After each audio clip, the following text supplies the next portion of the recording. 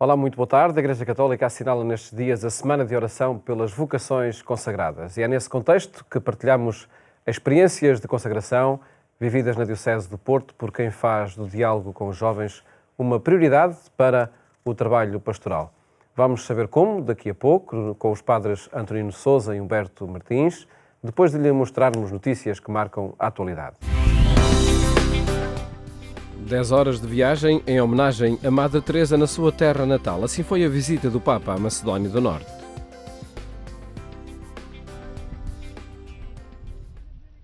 O Papa Francisco esteve na Macedónia do Norte para visitar Skopje, terra natal de Santa Teresa de Calcutá, uma referência no seu pontificado.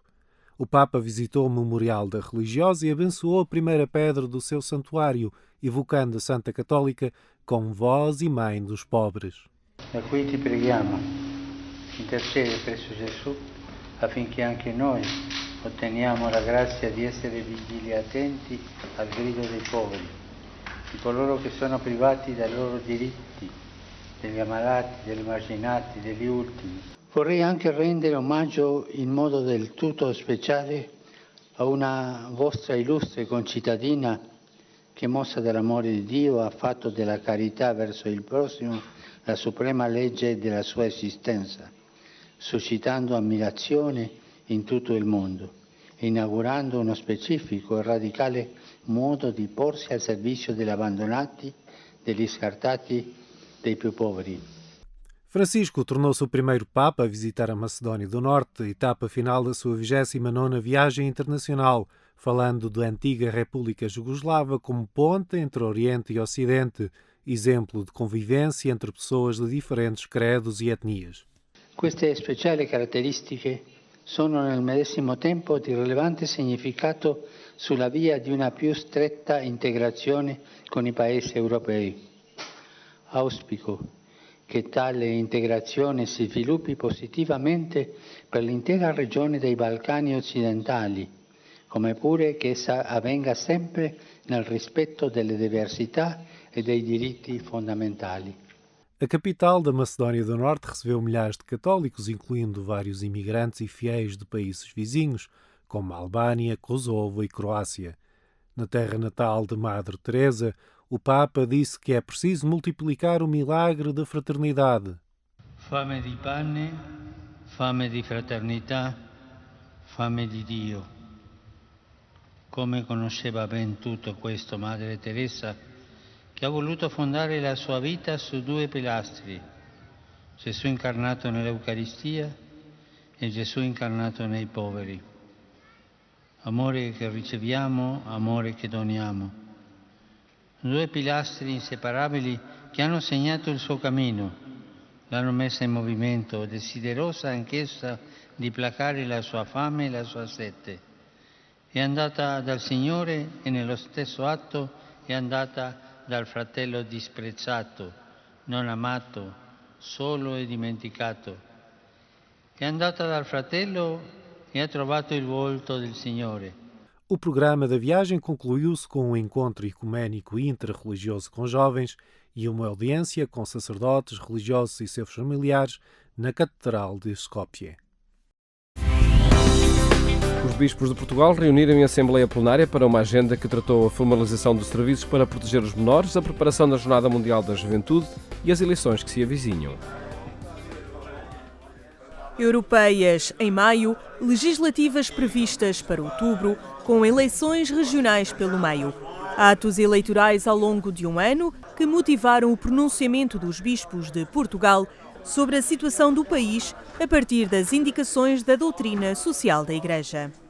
No documento Um Olhar sobre Portugal e a Europa, à luz da doutrina social da Igreja, a Conferência Episcopal Portuguesa constata a paulatina ultrapassagem da crise, a degradação dos serviços públicos, o desinvestimento na saúde e na educação, referenciadas situações atuais. Não é uma afirmação de totalidade, é uma afirmação que colige algumas queixas, que não são algumas, e que têm sido repetidamente aduzidas nos média e não só.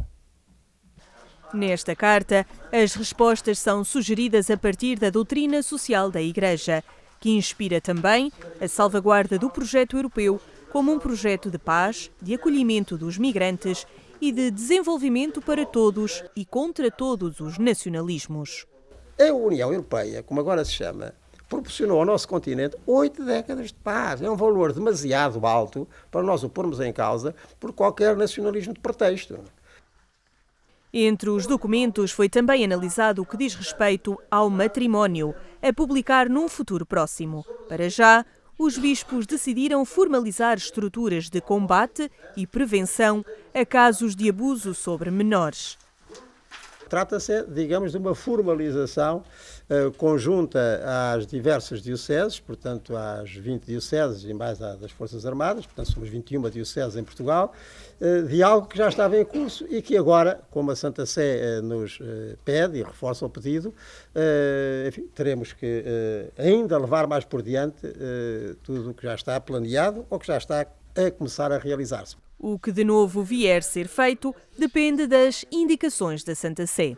Nós agora estamos ainda numa certa expectativa do que é que a Santa Sé nos vai dizer mais. Nós sabemos que o Santo Padre, para o seu território, para o Estado do Vaticano, já fez uma legislação própria, não é?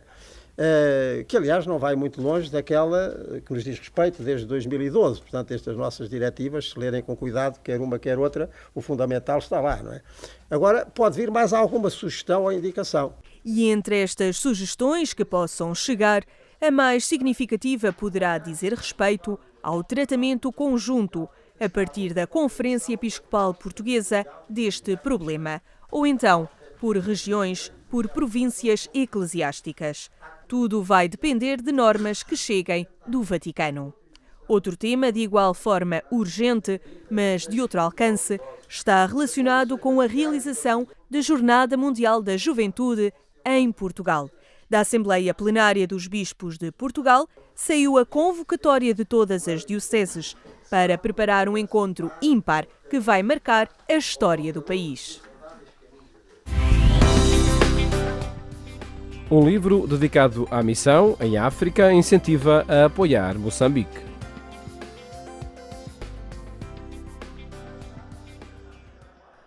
Missão em África, lançar sementes, colher sorrisos, é uma obra do padre Carlos Jacob, dos missionários de São João Batista, que relata em forma de testemunho a realidade social e humana de Moçambique e o trabalho que ali é feito pela congregação.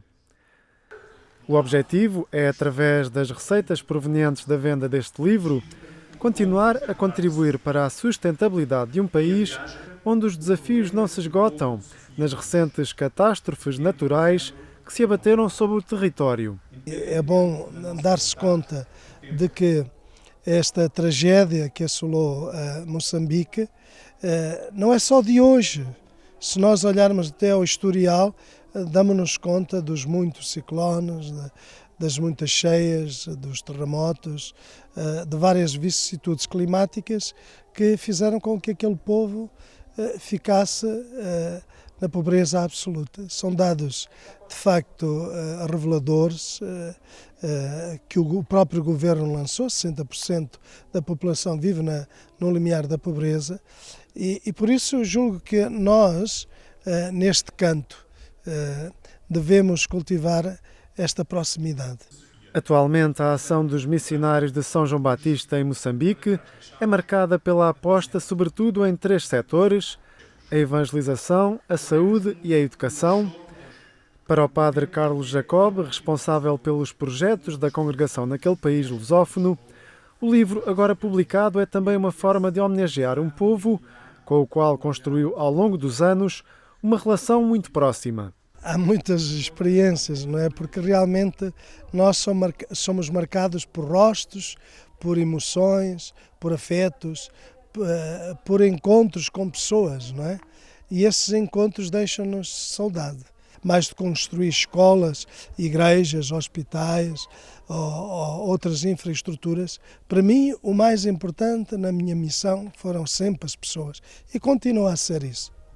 O livro Missão em África, lançar sementes, colher sorrisos, apresentado no Seminário de Gouveia, na Diocese da Guarda, surge numa altura em que a Igreja Católica em Portugal vive um ano especialmente dedicado às missões, um aspecto que foi destacado pelo Bispo da Guarda, Dom Manuel Felício, Este responsável enaltece os frutos que a Congregação de São João Batista tem trazido também a esta diocese, no sentido de reavivar uma comunidade que sempre foi um alfobre de missionários. Claro que hoje a cepa não está tão viva como estava, mas como também uma razão. Aqui há 40 anos atrás, quando isto se passou, nós tínhamos uma população jovem, pujante e numerosa. E neste momento temos uma população diminuída, mais desativada e muito constituída por gente mais idosa. O que significa que isto é uma nova realidade, que também a vamos saber gerir, mas esta iniciativa aqui motiva-nos o ânimo e nós queremos deixar-nos motivar por ela. A publicação do padre Carlos Jacob, saída do trabalho dos missionários de São João Batista, surge como exemplo de um projeto que suscita e apela à responsabilidade social e à solidariedade. A Caixa Geral de Depósitos associou-se com outras instituições, designadamente a Cruz Vermelha e a Unicef, para recolher fundos e fez um donativo efetivo para canalizar fundos na sequência do primeiro ciclone. Depois fizemos também este apoio a este patrocínio deste livro do Padre Jacó, que viveu vários anos em Moçambique e cujos fundos também revertem para Moçambique. E, enfim, este apoio insere-se naquilo que é a responsabilidade social da Caixa, que tem múltiplas atividades, depois de um grande apoio que quer a Caixa, quer sobretudo os clientes da Caixa e os cidadãos anónimos fizeram nos incêndios de Pedrógão e que também foi um exemplo grande de solidariedade. Missão em África: lançar sementes, colher sorrisos.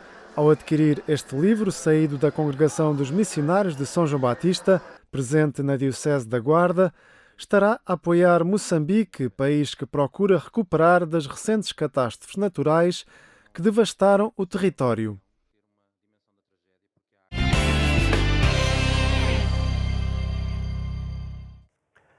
Algumas notícias que encontra no portal da Agência Eclésia, a par de muitas outras que atualizamos permanentemente. Tempo agora para falarmos com dois padres dionianos, Antonino Sousa e Humberto Martins, no contexto da Semana de Oração pelas Vocações Consagradas que está a decorrer. Boa tarde. Boa tarde. Obrigado, antes de mais, por estarem neste programa.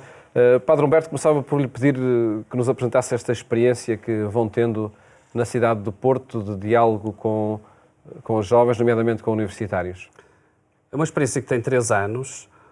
Já o Padre Seferino tinha tentado fazer 1 ano, entretanto, novos rumos se apresentaram à sua vida e eu e o Padre Pedro, Pai Pedro de Sousa, começamos por tentar arranjar o nosso espaço na pastoral universitária. Sabemos que há caminho já dado e experimentado, sobretudo pela pastoral universitária dos jesuítas.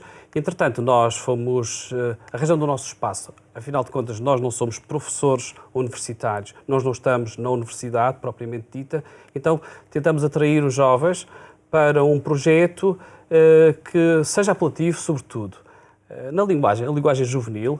Por isso, logo no primeiro ano, arranjámos um grupo de animadores jovens comprometidos connosco, que connosco trabalharam este projeto.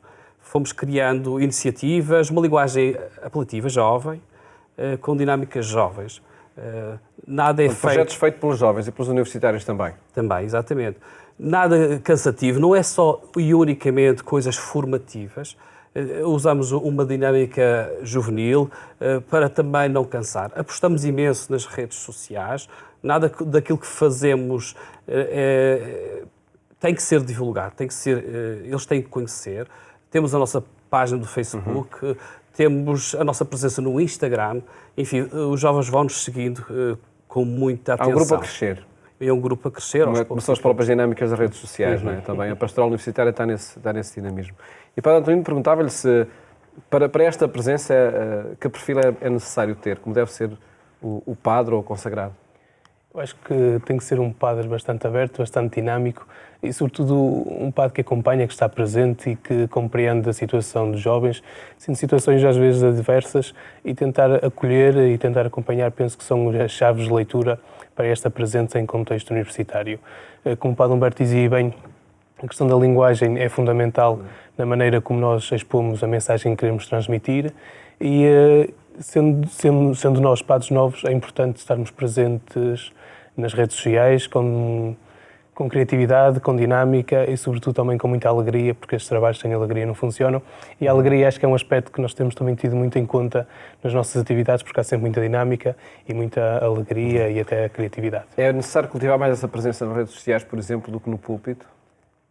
Sim, porque começamos a perceber-nos que chegamos mais facilmente, ou conseguimos transmitir, púlpitos, não é? sim, como transmitimos uma mensagem cristã, religiosa, uma mensagem meramente humana através do Instagram e atingimos 400, 500 pessoas e nós numa celebração muitas vezes não temos 400, 500 pessoas à nossa frente e por isso é que nós temos bastante cuidado naquilo que partilhamos, nas palavras que usamos no meio da rede social para que de facto seja uma mensagem positiva, uma mensagem concreta e uma mensagem que traga sobretudo frutos. E esse grupo, Padre Humberto, está a criar-se, está a solidificar-se, mesmo tendo 3 anos? Estamos a ver frutos aos poucos e poucos. O feedback que vamos tendo dos jovens, é engraçado irmos a vários sítios do país e dizermos: olha, seguimos a vossa página, seguimos o vosso Instagram, achamos que vocês estão a fazer umas coisas engraçadas. Tentamos fazer pontes com diversas realidades. Os nossos convidados, nós temos uma dinâmica que se chama 4x4, ou seja, 4 atividades na quarta-feira, e os convidados são de diversas proveniências. Muitos deles até nem são crentes, mas têm às vezes uma interpelação espiritual e é muito engraçado que eles veem que, afinal de contas, os jovens católicos e os padres católicos não são uns bichos estranhos, como aparece a expressão neste documento recente, Cristo Vive. E de facto estamos a tentar fazer pontos e estamos a tentar dialogar com aqueles que não são crentes como nós. Tudo isso acontece num experimentalismo ou numa programação que vão fazendo? Sim, temos uma programação efetivada para o ano inteiro, com um conjunto de atividades propostas mensalmente. Esta atividade 4x4 talvez seja a dinâmica que mais preponderância ganhou nos últimos tempos e, portanto, é a grande atividade onde nós apostamos os créditos todos para que, de facto, seja uma atividade que possa trazer alguma novidade.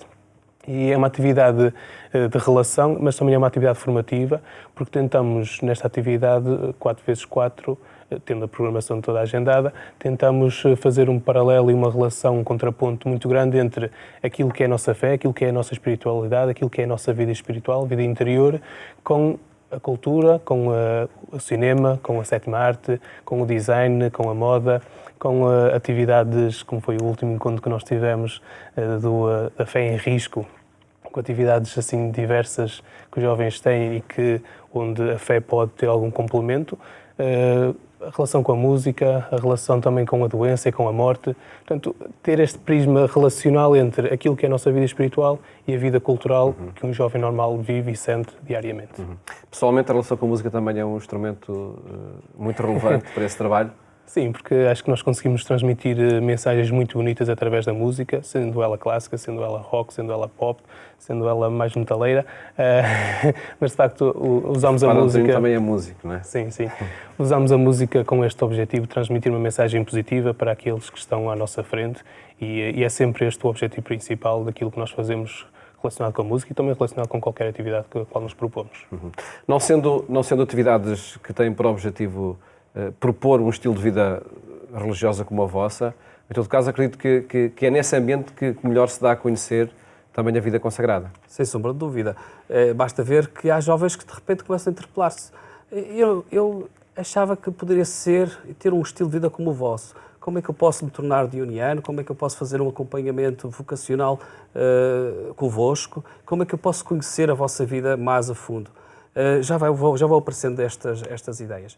Evidentemente que nós não fazemos única e exclusivamente para a dimensão vocacional específica, mas queremos que o jovem veja a sua vida como uma vida em vocação, um contacto direto com a figura de Jesus Cristo e, quem sabe, pôr a sua vida ao dispor da Igreja, que precisa também dos valores e da criatividade de cada um dos jovens.